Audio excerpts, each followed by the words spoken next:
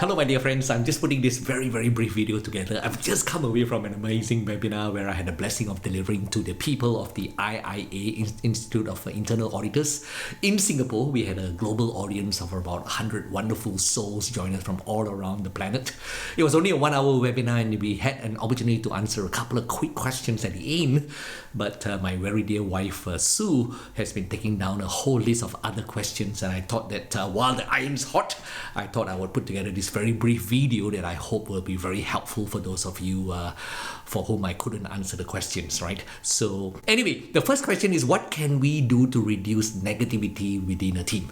So my answer to you is, firstly, when a team is negative, very often they're just not very self-aware, right? It's a little bit like bad breath. I mentioned this in the webinar. Many people are just not aware. They're not aware of the negativity and how it's having a negative impact on themselves, on their team, on the clients, on the stakeholders. So the first thing is just be patient. If I told someone, you've got bad breath, right? They're not going to accept the feedback very well.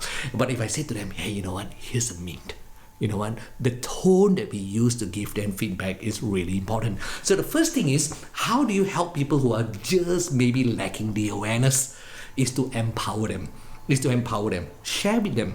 Give them feedback, but come from a very compassionate place. Get feedback from other people.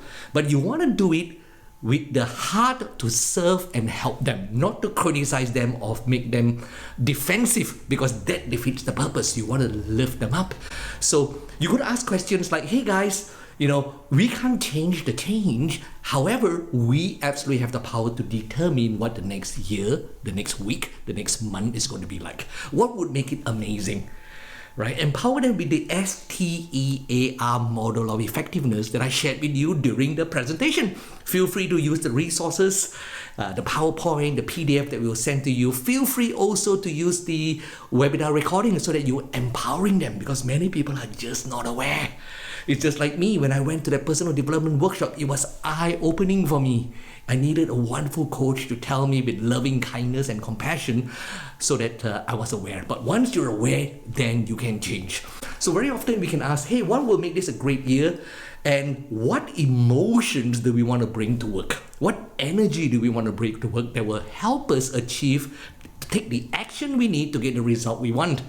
And very often they will say to you things like, we want to bring positivity, we want to bring optimism. By doing that, by asking the questions, you're actually facilitating, you're getting buy-in.